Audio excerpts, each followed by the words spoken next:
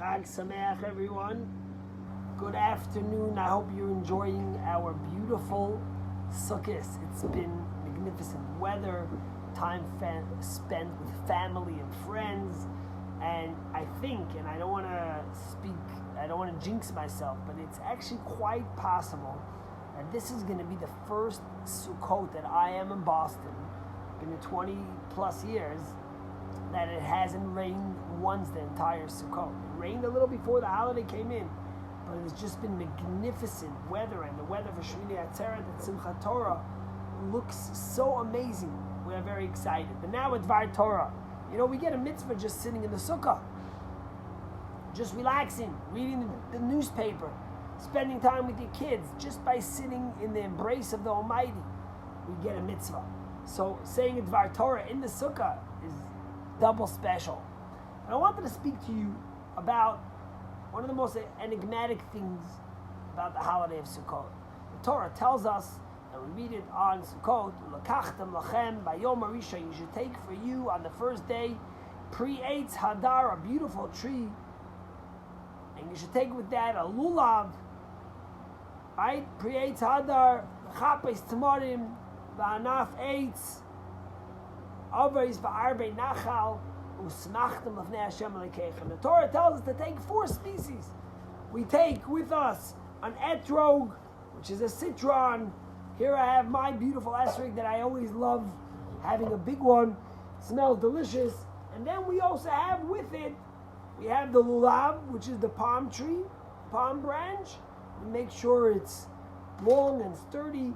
And then we have the myrtle, which is the hadas. And then we have the willow, tucked in somewhere hidden is the willow. Right here is the willow. So you have the willow, you have the myrtle, you have the citron, and you have the palm tree. But the Torah tells us to take these first things on this first day of the holiday, and then it continues, U'semachtem lefnei Hashem Elokeichem shivas yamim, and you will be joyful in front of the Almighty for 7 days.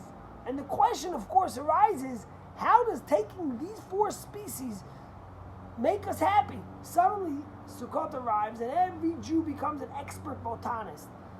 We each are looking to find the esrog with the least stains on it, with the least dots on it, that's clean, that's big, that looks nice, that smells good. We look for a nice lulav.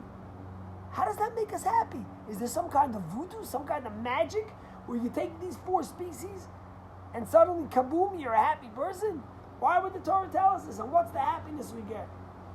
So it must be that there's something within each of these species that we can learn from, and how to lead happier lives.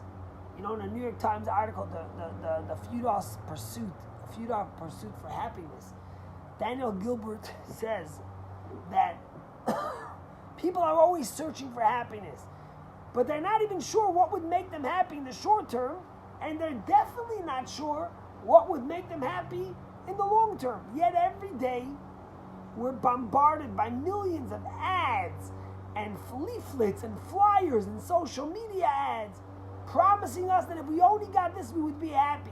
And people think that all they need to be happy is more and right. If only I had more cars, if only I had more money, if only I had more homes, if only I had more children, then I'd be happy.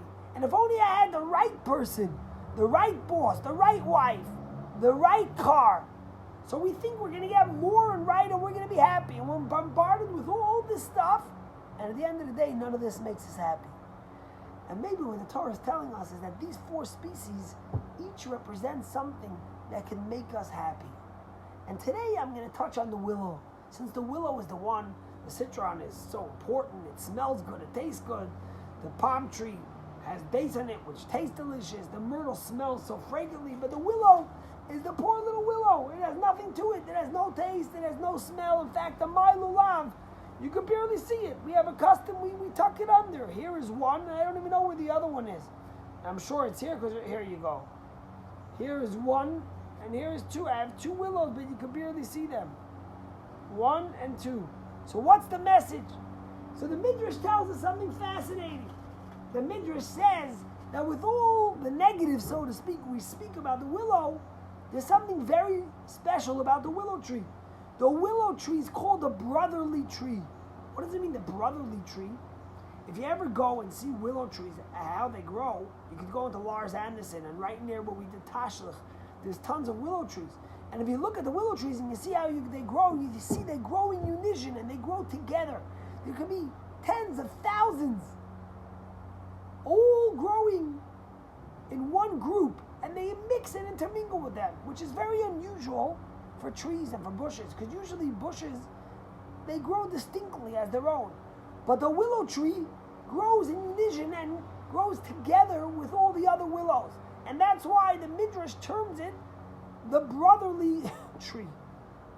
You know, in a TED Talk that I think Susan Pinker's her name, I'm not even sure myself, Susan Pinker gave, she said that there's one place in the world that has more sanitarians, people that turn 100 years old, both in male and female, than anywhere else in the world. And where's this place?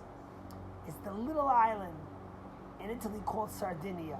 Sardinia has 6 times as much sanitarians as the rest of Italy, and 10 times as many sanitarians as North America. So naturally, she says, you'd want to go look and find out what makes this place so unique that so many people live to be 100. 10 times as much as North America. That's a huge difference. And she said when they came out, they found something very interesting. Only 25% has to do with their genes. And the other 75% has to do with their lifestyle. What does it mean? She said that she saw that the way people lived in Sardinia is they lived in a very close-knit community. Everyone was always in touch with each other. They would sit outside. They would have drinks together. They saw their barber. They saw their priest. They saw their baker. They saw the policeman.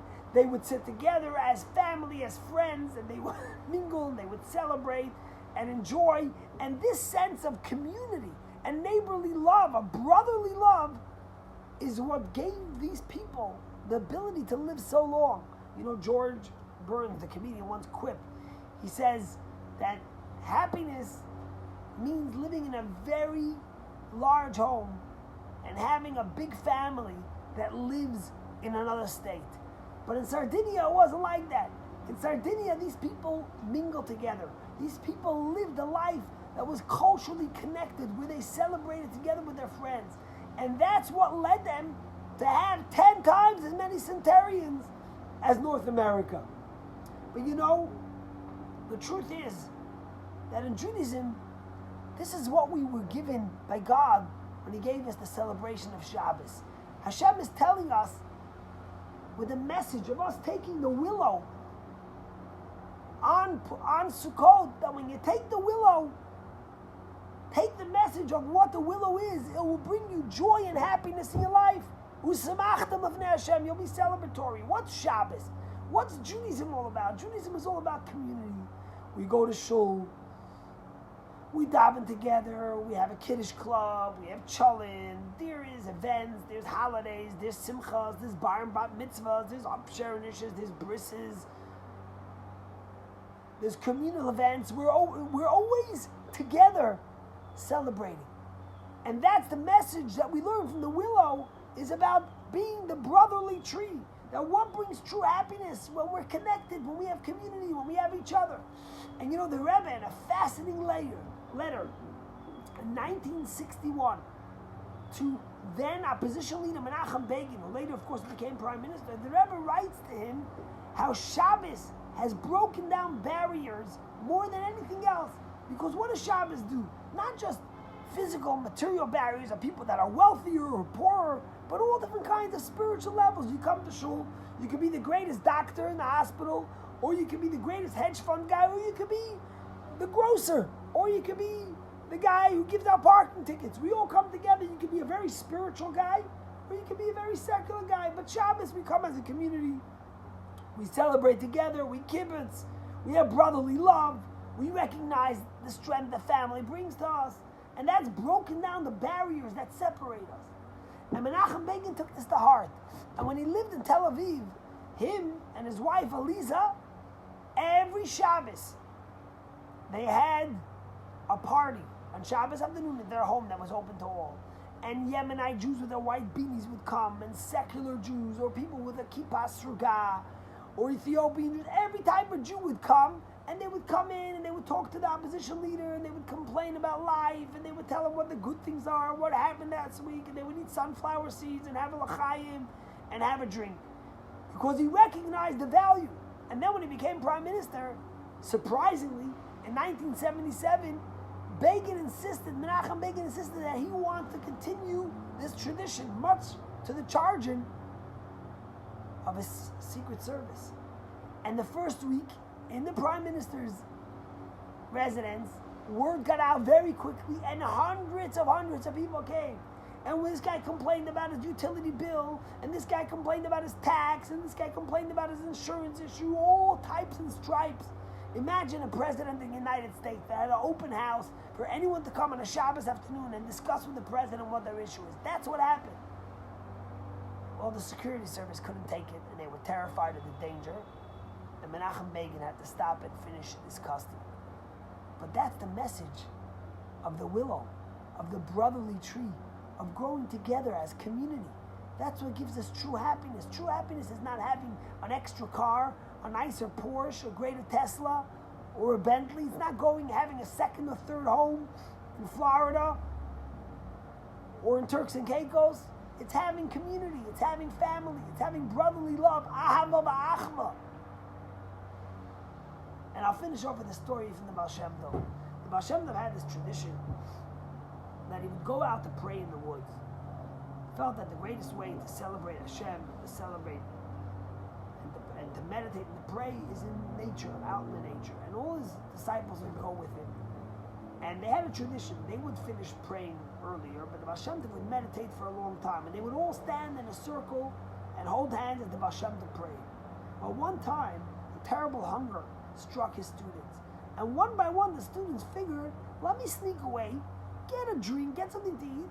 I'll come back in 20 minutes. The Baal Shem Tov does this for hours, and then I won't be hungry anymore. And one left, two left, three left.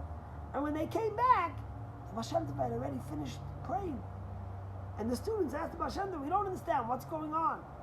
Why is the Baal Shem Tov finished praying so early this week, this day? He never finishes so early. And the Baal Shem Tov said, let me give you a parable.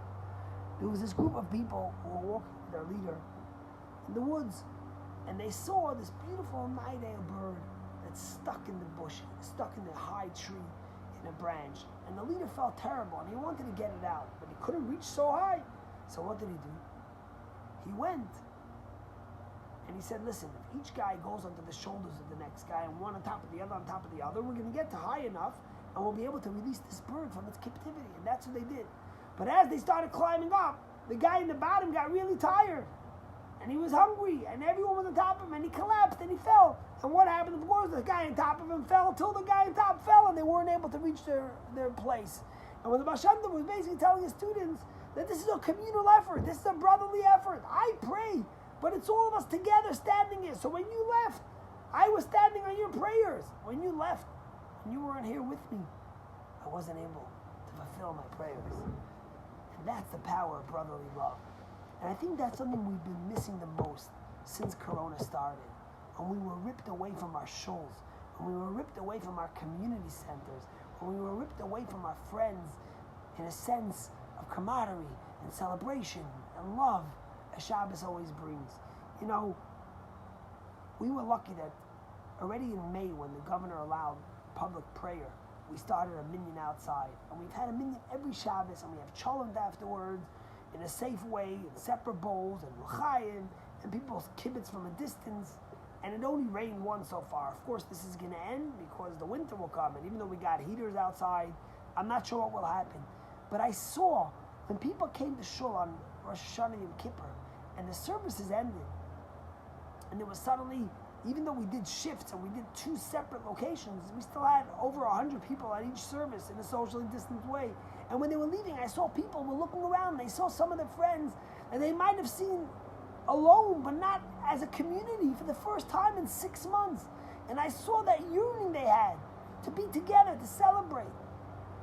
And that's what we need so much. And that's the message of the willow. True happiness comes from community, from achva, from ava, from brotherly love, from camaraderie.